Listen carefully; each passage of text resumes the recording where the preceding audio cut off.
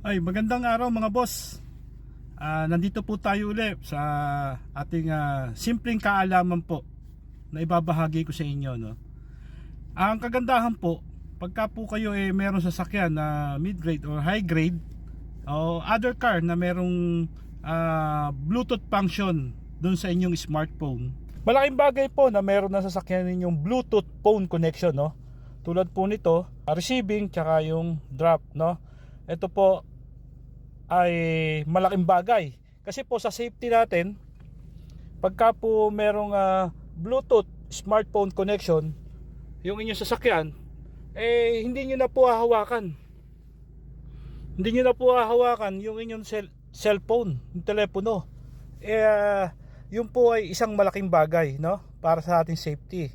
Ngayon marami po nagtatanong, paano daw po ba na nakakapag speakerphone yung ating sasakyan, no? Hindi nila alam kung ano yung mga yung mga gamit ng ating nasa loob ng sasakyan, kung ano yung mga nasan yung ating mga speakerphone, yun po, no? Tuturo ko po sa inyo.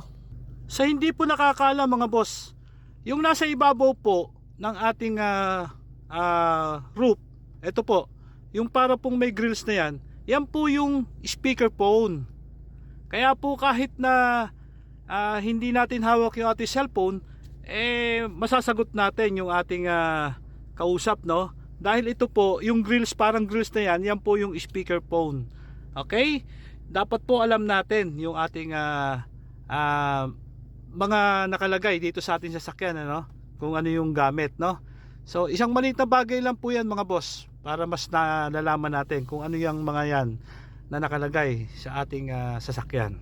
Maliit na bagay lang po, pero dapat alam natin, ano, dahil lahat ng nandito po nakadesign sa ating sasakyan dapat useful at nagagamit natin na merong pakipakinabang para sa atin. Okay, yun po yung tinatawag na pre-hand call kung tawagin, para po sa ating safety. Okay, salamat po mga boss, follow po para po sa ating next video. Thank you.